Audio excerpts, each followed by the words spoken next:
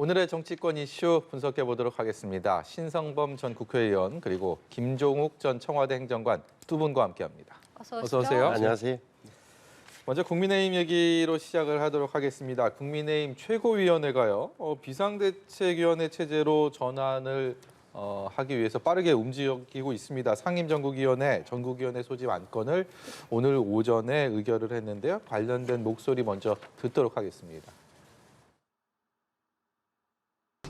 최고위원회에서는 안건은 상임정국위원회는 당헌 당규의 해석 권한을 가지고 있습니다. 지금 현재 상황을 비상 상황으로 볼 것이냐에 대해서 상임정국위원회에서 유권 해석을 받고 그 다음에 이제 전국위원회에서는 그 당헌에 대해서 결정을 해야 됩니다. 의결을 하고 그다음 전국위원회에서 비대위원장을 선임을 하고 이런 절차로 진행되고 있습니다. 네, 쉽게 설명을 하면 지금의 지도부 대신에 비상대책위원회가 이 상황을 맡게 되는데 비상대책위원장을 뽑기 위해서 뭐 전국위원회나 상임전국위원회 이런 절차를 거치겠다라는 것이 그렇게 요약이 될 수 있을 것 같은데 비대위를 관리형으로 하냐 혁신형으로 하냐 또 이 기간을 어떻게 두느냐 여전히 이 여러 가지 안건들 좀 논의돼야 될 것이 꽤 많다라는 얘기가 나오고 있습니다. 그렇죠. 그러니까 어제 의원총회에서 비대위로 가자.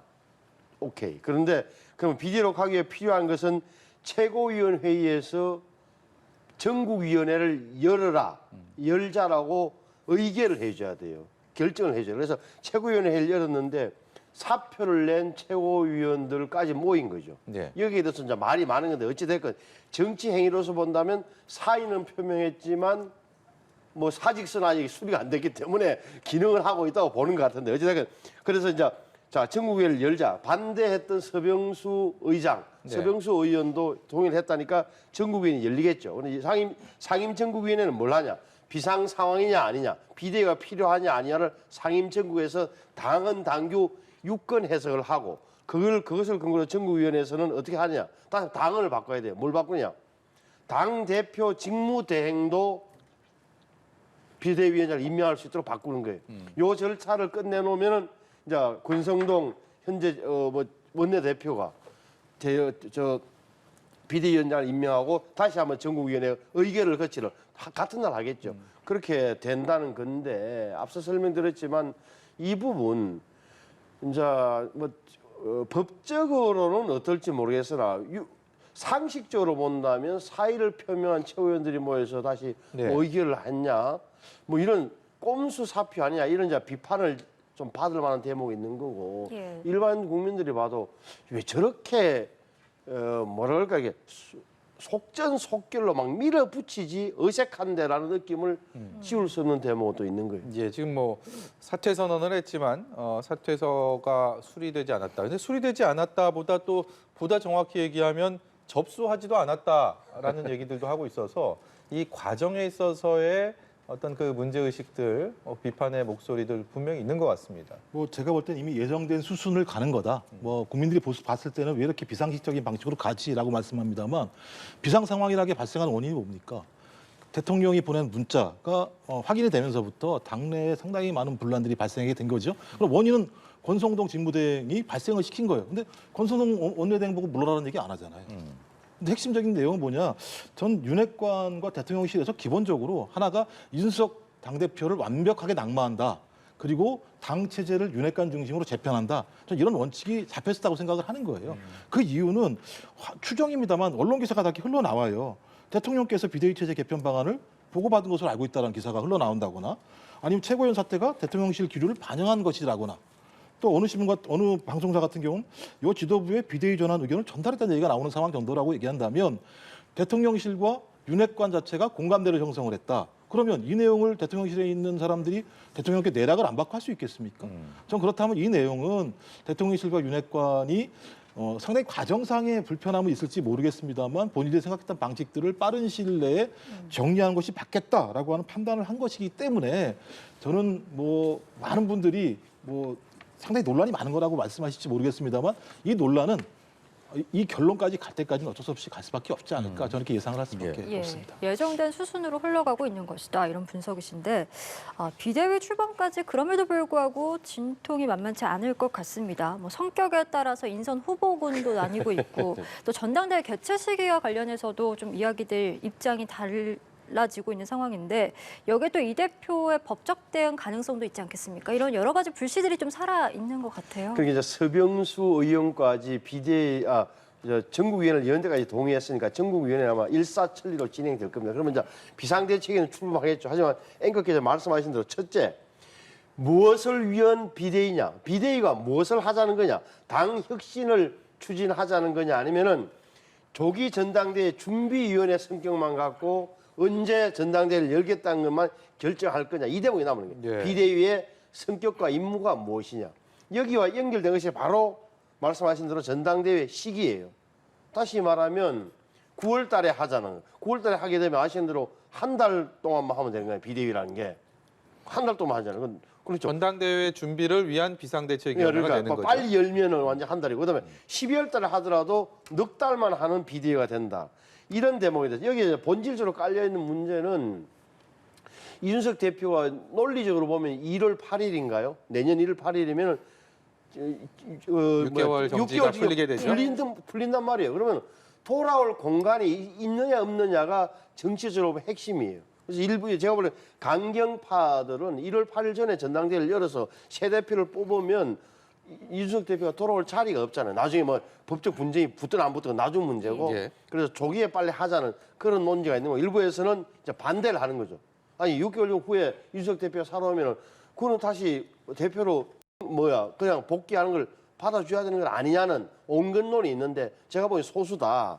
그래서 여기에 대해서는 또 하나 문제가 되는 게 권성동 원내대표의 거치 문제예요. 왜냐하면 홍준표 의원이나 다른 분들이 하는 이야기가 새 원내대표를 권성동 원내대표가 그만두고 새 원내대표가 뽑혀서 그 사람이 비상대권을 쥐고 이런 잠정기간 동안에 당을 이끌어가면 되는 거지 꼭 비대위로 가야 되느냐는 그런 이제 상식적인 제언을 하잖아요. 근데 이 문제는 아까도 말씀드린 대로 이준석 대표 문제, 이준석 대표 복귀 가능성하고 맞물려 있기 때문에 지금 당을 주도하고 있는 것으로 보여지는 강경파들 입장에서는 이런 소리가 귀에 안 들어오는 거예요. 말씀 중에 또 언급을 해주셨지만 권성동 원내대표 당대표 직무대행은 내려놨는데 원내대표직은 유지하고 있고 이것을 두고서 권성동 책임론을 제기하면서 홍준표 시장이나 그리고 김태흠 지사 같은 인물들은 원내대표도 내려놔야 된다. 권성동 원내대표가 어느 정도 책임을 져야 된다라는 얘기를 하고 있는데 이 부분은 어떤 식으로 좀 가닥을 잡게 제가 될까요? 볼 때 뭐 권성동 원내대표가 그만둘 생각이 있었다고 얘기한다면 이미 그 문자가 공개됐을 때 제가 볼 때는 사퇴를 했을 거라 생각이 드는데 예. 사퇴를 하기도 어려운 상황이라는 저는 생각이 들어요. 왜냐하면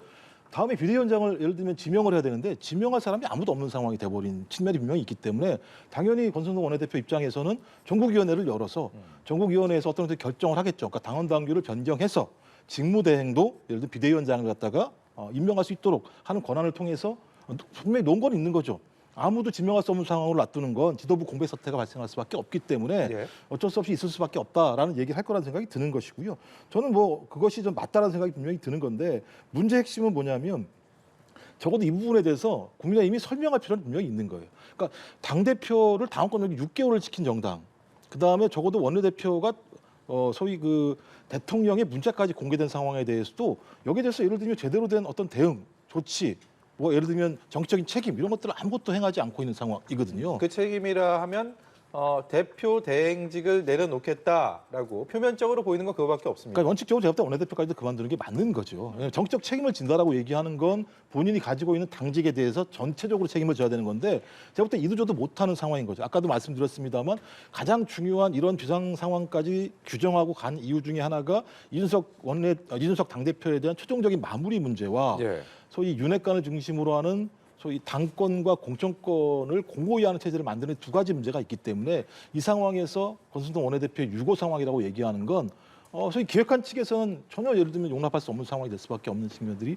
분명히 있는 거죠. 전 그런 측면에서 아까도 말씀드렸습니다만 계속 비정상적인 상황입니다만 예. 권성동 원내대표가 한 얘기가 있어요. 예를 들면 윤 대통령 지지율 연말부터 달라져서 국민적 지지 올 것이다. 네. 제가 볼 때 여기 버티면 연말이 되고 상황이 반전되게 되면 지지율이 올라갈 거라 생각이 분명히 저는 있는 것 같아요. 국민들 생각과는 좀 다른 측면이 분명히 있습니다만 저는 그런 측면에서 언론에서 계속 아무리 문제제기 한다고 하더라도 그 상황과는 정반대의 상황으로 본인이 상황을 유지하고 구도를 다 만든 다음에 아마 비대위원장이 선임돼야 그때야 아마 스스로 자리에서 내려올 거라고 생각을 합니다. 네, 말씀해 주신 것처럼 제대로 된 어떤 대응이라든지 조치, 책임이 이루어지지 못하고 있는 이 상황에 대해서 여권 내부에서도 좀 대통령실의 전면적인 인적 쇄신이 필요하다 이런 이야기들도 나오는 것 같습니다. 실제로 좀 재정비가 필요하다는 데는 동의하십니까? 지금의 이른바 여권의 위기 상황, 대통령 지지율 하락과 국정 동력의 약화, 이 근본 위기의 근본 원인이 뭐냐?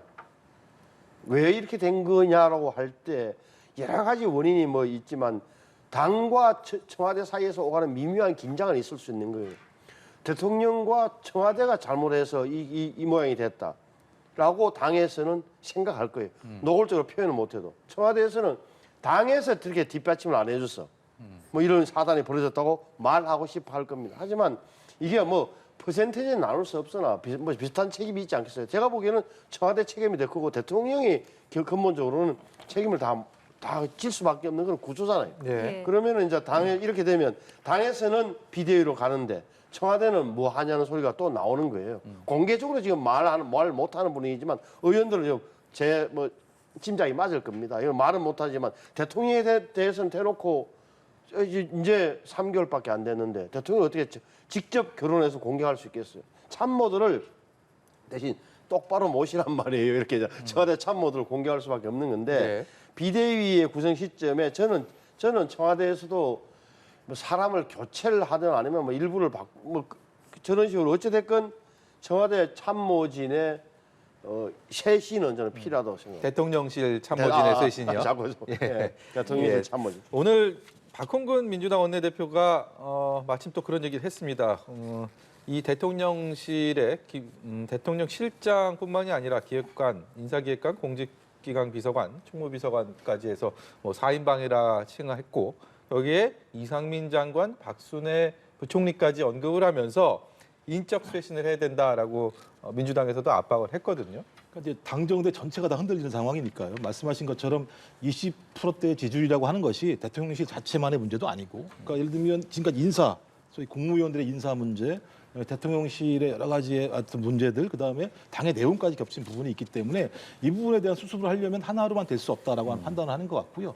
또 대통령 지지율 하락하는 원인들을 보게 되면 상당히 복합적인 요인들이 많아요. 한 가지 사안이 아니에요. 되게 많은 사안들이 존재하기 때문에 이 문제를 풀어나갈 수 있는 방법이라고 하는 것 자체가 잘 보이지 않는 면들이 분명히 있어서 말씀하신 것처럼 대통령 비서실장이 이 정도 상황이 되게 되면 사의를 표명해야 되는데 기사에 의하면 일주일 전쯤에 대통령에게 비서실장과 일부 수석 비서관이 사의를 표명했다는 얘기를 하는데 예. 대통령이 반려했다고 얘기를 대통령실에서는 하고 또 그런 적 없다라고 또 공식적으로 뭐 기사가 나온 부인을 건데 제가 볼 했습니다. 때는 어떤 흐름은 분명히 있었겠죠. 근데 추정을 해보게 되면 맨 처음에 뭐라면 대통령 휴가하신다고 그랬더니 경청하고 국정 구상하겠다고 얘기를 했었어요.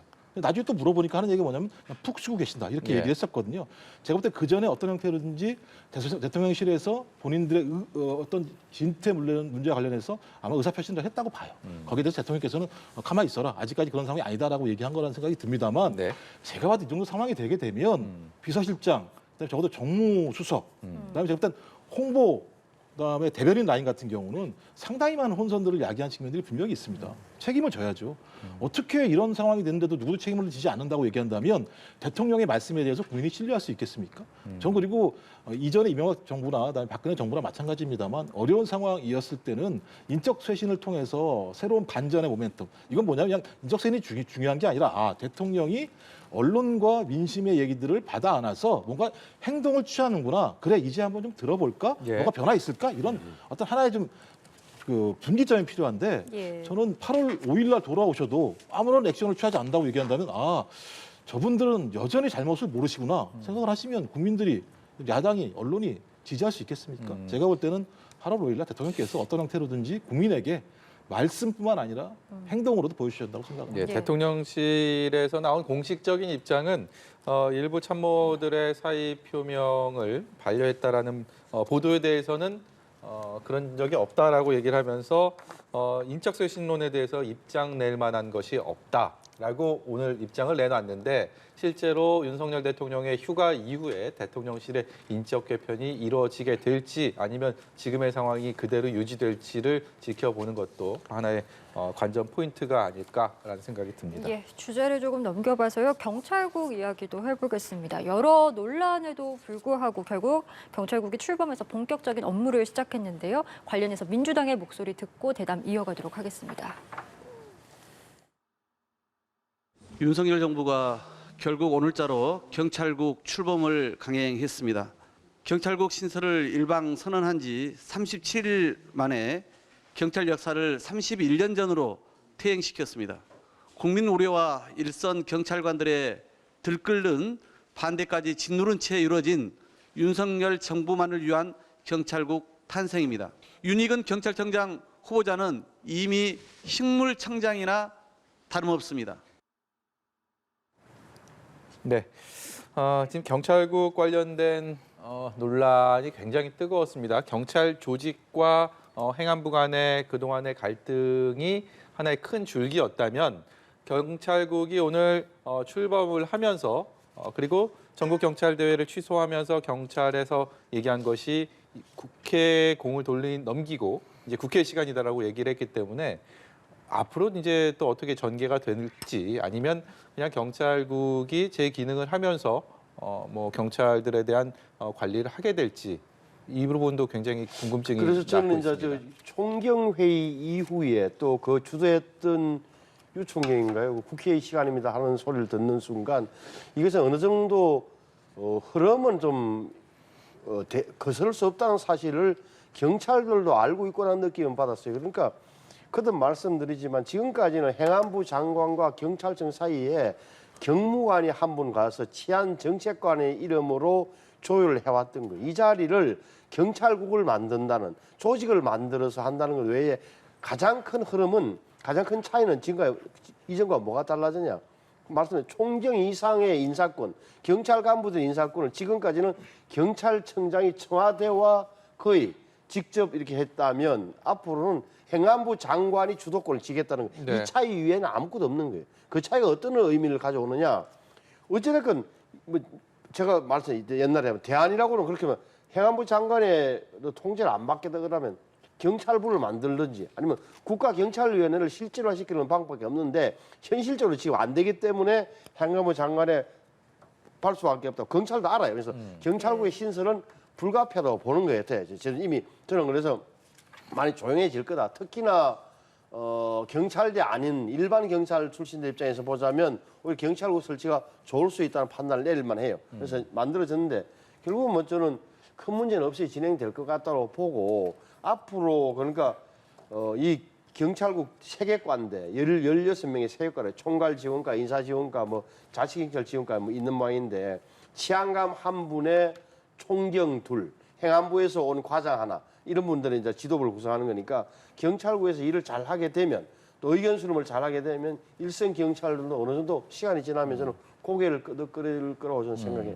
김정은 행정관은 앞으로 어떻게 전망하십니까? 뭐 제가 볼 때 갈등은 있을 거라는 생각이 계속 들긴 하는데 문제는 시행령이 통과됐기 때문에 경찰들이 스스로 할 일이 별로 없어요. 왜냐하면 본인이 소송 주체가 될 수도 없는 상황이기 때문에 아마도 민심 또는 야당에게 문제제기를 할 건데 저는 더 큰 문제는 여론이라는 생각이 들어요. 일단 적어도 이렇게 경찰이 독립을 하게 된 이유가 뭐냐? 역사적인 배경이 분명히 있는 거지 않습니까? 그러니까 박종철 열사부터 시작해서 이한열 열사까지 경찰에 아주 흑역사가 존재했었고 그런 흑역사들을 벗어나기 위해서 1991년부터 시작된 측면들이 있다라고 하는 것 하나 하고 또한 그럼에도 불구하고 31년 동안 큰 문제가 없었는데 갑자기 행안부 장관이 등장하면서부터 경찰국을 만들어서 일종의 통제하겠다라는 상황들이 오게 되면 경찰들의 명예가 상당히 훼손되는 측면들이 분명히 있죠. 말씀하신 것처럼 검찰의 수사권이 분리가 되면서 경찰의 수사권이 확대된 건 사실입니다. 그래서 이것 때문에 이제 견제와 균형을 얘기하는 건데 견제와 균형이 꼭 경찰국의 신설이어야 되는가? 말씀하신 것처럼 국가경찰위원회의 권한을 확대하거나 아니면 범죄수사청이라고 하는 것을 별도로 만들어서 예를 들면 권한들이나 역할들을 분산을 하게 되면 이 문제를 해소할 수 있는데 왜 하필이면 31년 동안 큰 문제가 없었던 이런 사안들을 새롭게 만들어서 논란되게 만드는가라고 하는 측면에 대해서 저는 적어도 여야 간에 계속 격돌이 있을 거라는 생각이 드는 것이고요. 예. 앞으로도 아마 야당에서 이 문제 관련해서는 어떤 형태로든지 법적인 쟁송 또는 여론조를 하지 않을까 생각을 합니다. 네, 말씀 주신 것처럼 민주당에서는 벌써부터 맹공을 예고를 하고 있습니다. 뭐 청문회에서 송곳 검증하겠다. 또 유산명 총경을 행안위 업무보고 증인으로 불려서 총력 대응하겠다. 이렇게 밝힌 상황인데 국회 차원으로도 좀 대응이 확대되고 있는 것 같아요. 안 할 수가 없죠. 생각을 해보. 예를 들면 이제 이 지금 후보자 같은 경우는 제가 여러 가지로 문제가 많아요. 8개월 만에 고속 승진을 한 상황이지 않겠습니까? 이런 전례가 없는 상황이에요. 그렇다면 이 정도의 고속 승진이라고 얘기한다면 현 정부가 신뢰하는 인물일 거다. 근데 그 신뢰가 어떤 방식인 거냐? 제가 볼 때는 아까 경찰국 신설을 비롯한 나름대로 이런 일련의 과정에 대해서 충분히 이 부분들에 대해서 믿을 만한 인물이니까 후보자가 되지 않았겠습니까? 그렇다면 이 부분에 대해서 동의한다는 측면이니까 경찰 내부의 흐름과 좀 다른 흐름이 분명히 있는 거죠. 또 하나는 총경회의 있기 전날 그 유사명 총경하고 서로 통화했다는 거 아닙니까? 통화해서 알았다. 총경회의 결과가 나오면 얘기를 해달라고 얘기했는데 총경회의 하는 와중에 전화를 해서 회의 중단해라라고 얘기하고 그다음에 대기발령까지 내는 상황이게 되면 총경들이 이 후보자에 대해서 신뢰할 수 있겠습니까? 그랬을 때 가장 중요한 중견 간부들이 총경인데 총경들의 신뢰들을 잃을 측면들이 꽤 있는 것이고요. 예. 또 하나는 경찰대 갈라치기를 행안부 장관이 직접 한 거잖아요. 어쨌든 이 문제에 대해서 예를 들면 잘 통합할 수 있을 것인가? 여러 가지 문제가 분명히 있어요. 전 그래서 뭐 어떤 그 인사청문회 과정에서 충분한 설명을 해서 잘 통과가 되면 좋겠습니다만 예. 제가 볼 때 일련의 과정을 보게 되면 경찰들의 입장보다는 현 정부의 입장들을 대변하는 소위 경찰청장이 될 가능성이 높다는 생각이 드는 것이고 또 하나는 경찰국이 있게 되면 소위 이분이 제대로 된 경찰청장 업무를 수행할 수 있을 것인가? 우리가 옛날에 봤던 식물 청장이 될 수밖에 없는 거 아니겠는가? 이런 논란도 많기 때문에 저는 인사청문회에서 좀 상당히 많은 논란이 될 거라고 생각을 합니다. 예. 민주당 입장에서도 좀 곤혹스러운 대목은 있는 게 이런 게 있는 거예요. 이게 현실화됐잖아요. 시행령 때문에 경찰국이 이미 만들어서 출범을 했는데 이걸 다시 없던 일로 만들기 힘들다. 그러면은 8월 8일 날 윤희근 경찰청장 후보자 청문회 다음 주 월요일에 될 텐데 여기서는 그냥 공격은 많이 하고 뭔가 윤희근 청장에 대해서 당신 말씀하신 대로 인사권 제대로 행사 못하는 식물총장이 그렇게 좋았단 말이야. 뭐 이렇게 해서 진짜 공격하는 거 외에는 다른 방안이 없다. 왜 그러냐면은 지금 민주당에서도 이른바 작년 연말에 금수 완박 부분을 처리할 때 분명히 당내에서도 비대화된 권한이 커진 경찰권에 대한 적절한 견제 수단은 향후 보강하겠다는 취지로 그러니까 나름대로 민주당에서도 그런 생각이 있는 의원들은 이런 걱정했던 거예요. 네. 그런데 그 방법론을 놓고 경찰국이냐 뭐 이런 건 뭐 방법은 좀 다를지 몰라도 취지에 공감했던 게 있기 때문에 무작정 반대는 좀 하기 힘들다. 그래서 8월 8일 날 많은 이야기는 하겠지만 현실적으로 이걸 되돌릴 방법이 없다는 사실은 민주당 의원들도 좀 알고 있다고 봐요. 예, 알겠습니다. 민주당 이야기로 좀 넘어가 보겠습니다. 이제 전당대회 지역 경선 투표가 하루 앞으로 다가왔는데 오늘 첫 토론회에서 이재명, 박용진, 강훈식 후보가 맞붙게 됩니다. 아무래도 이재명 후보가 최근에 여러 가지 발언들로 논란이 있었기 때문에 두 후보가 이 부분에 대해서 좀 역공을 하지 않을까라는 관측들이 이어지고 있는데 관전 포인트 좀 뽑아주실 수 있겠습니까? 또 제가 볼 때는 지금 97그룹이 단일화를 할 수 있을 것인가 없을 것인가라고 하는 측면이 가장 중요하죠. 왜냐하면 4명이라는 얘기가 나오는 상황이기 때문에 어차피 대표는 이재명 국회의원이 될 거다라고 하는 상황, 이 상황들을 변동시킬 수 있는 가장 중요한 방법들은 어떤 형태로든지 국민들이 이해할 만한 방식으로 두 후보가 단일화를 해서 1대1 구도가 되게 되면 뭐 예를 들면 이재명 후보를 이기지 않는다고 하더라도 소위 이재명 후보에 대항할 만큼의 당내 세력들을 가지고 있는 어떤 새로운 새 세대들이 등장을 해서 민주당이 좀 좋은 경쟁을 할 수 있겠구나 이런 측면에 대한 모습을 그려야 되는데 문제는 이 두 분, 소위 박용진, 강훈식 이 두 분이 합의를 하기가 어려울 거라 생각이 들어요. 왜냐하면 합의를 해야 될 가치에 대해서도 서로 제가 볼 때 합의가 안 되는 측면이 분명히 있는 것 같고 또 여론조사에서 앞서고 있는 박용진 의원 입장에서는 빨리 하는 게 좋죠. 왜냐하면 단일화를 할 수 있는 방법이라고 하는 것이 여론조사밖에 없는 상황이니까요. 근데 강훈식 후보 입장에서는 시간이 좀 필요한 상황인 것이고요. 또 그다음에 두 분이 단일화를 한다고 했을 때 이긴다면 뭐 상관이 없겠습니다만 졌을 때 만약에 그 단일화에서 배제된 분 같은 경우는 정책 입지와 관련해서 별로 유의미한 정책 효과를 가질 수 없는 측면들이 분명히 있죠.